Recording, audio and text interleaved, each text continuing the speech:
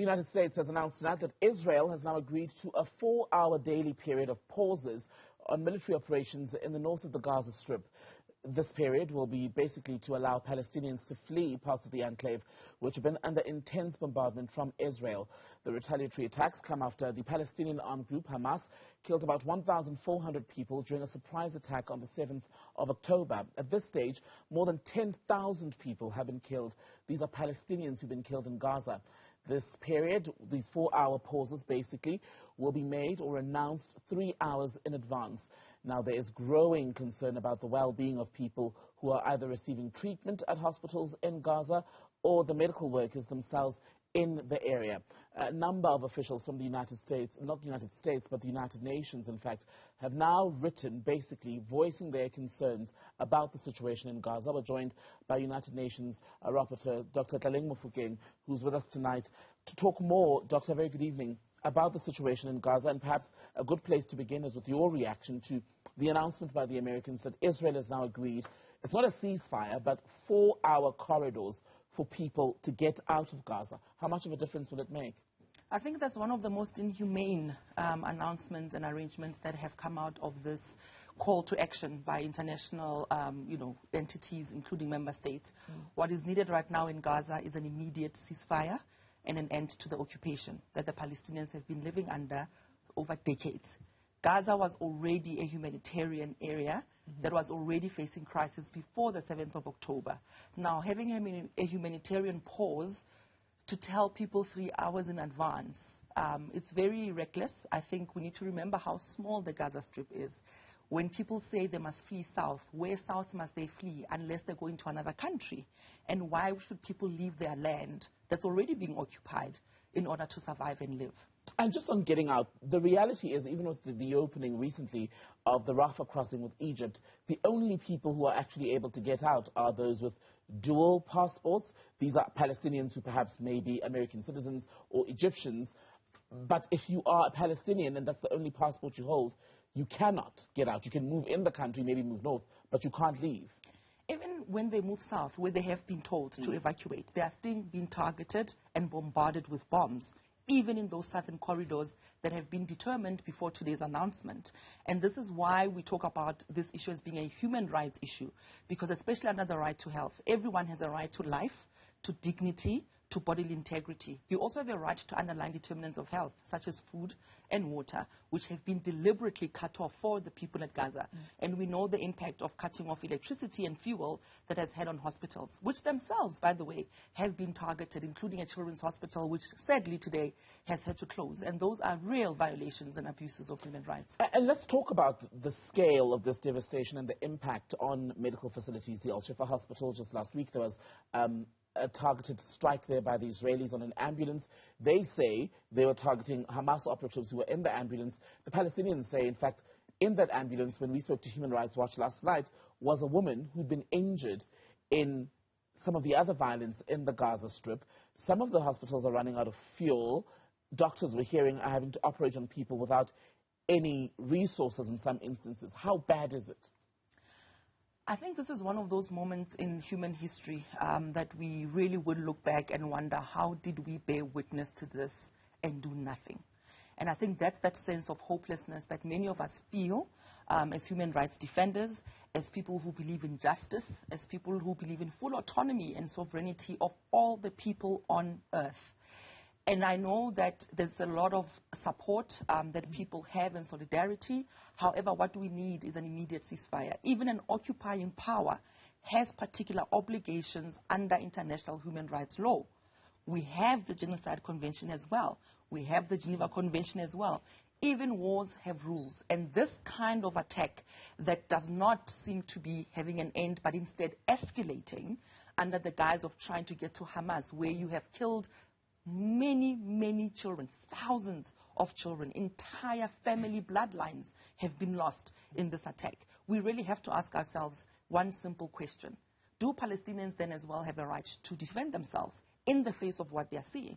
And depending on that answer, the hypocrisy of the world will come through. It's really important to understand that we must value all human life equally. Are world leaders doing enough?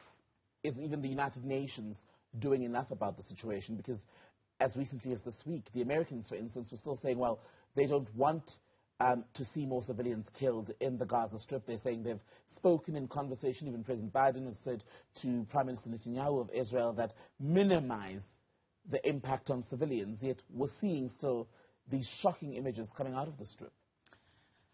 I'm not sure how those talks go. Of course, I'm not privy and I'm not in those rooms, but one can see that, in fact, the international community is failing in getting the immediate ceasefire that is required.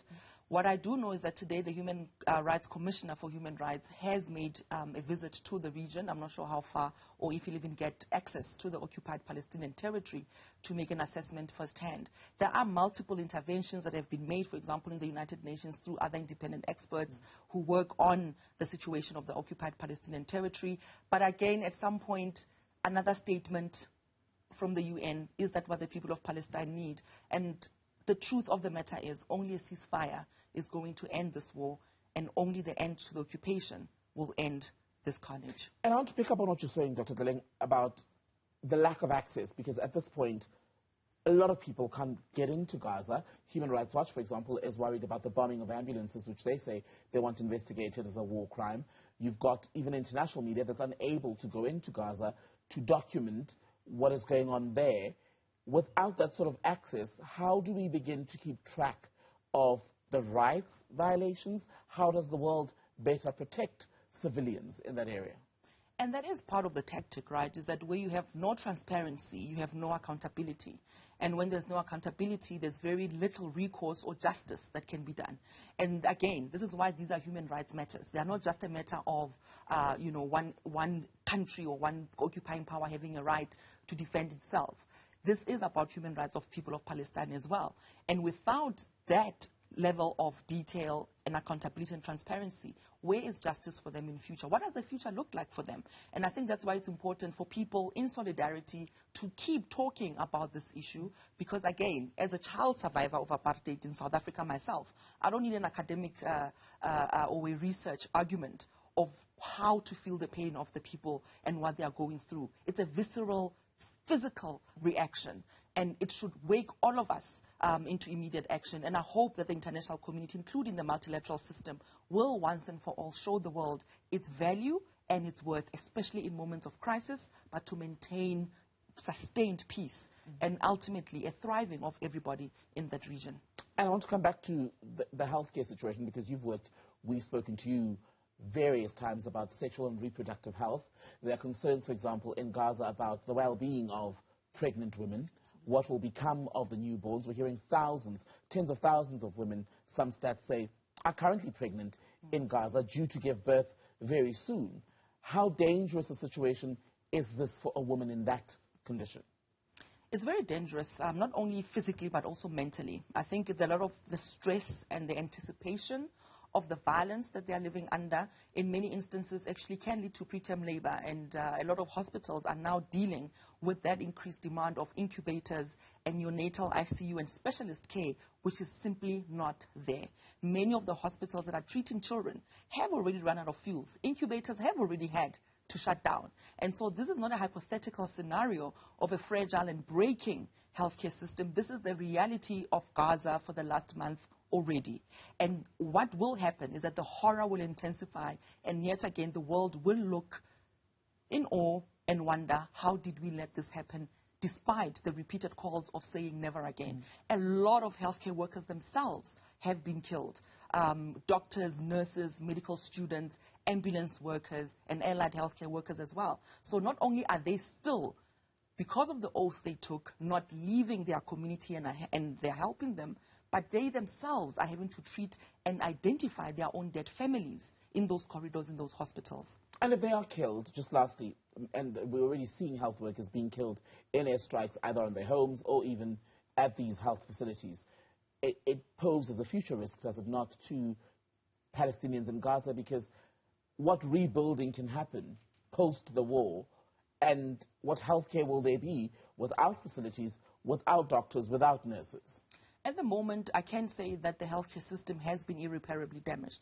The kind of response that needs to come and the kind of assistance that needs to happen in the occupied Palestinian territory is probably some of the biggest humanitarian aid or assistance that the world has to summon. And I'm not sure if we can actually do that. And that's why this is a letdown already. We've already let the people of Palestine down. It's not a hypothetical scenario of the future. And it's about how do we then act now to mitigate and lessen some of these particular impacts. But the impact is already there. One life lost is already one life too much. Now we are counting in excess of 10,000 deaths.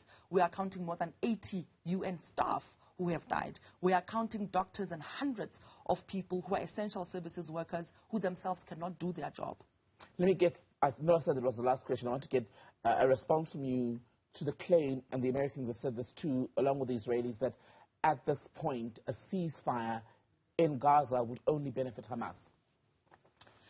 I think that's a cop-out. You know, when you use the kind of violence and the nuclear power and the weapons that they've been using in Gaza, it does not make sense that their target is just Hamas and it's just an isolated military response to Hamas.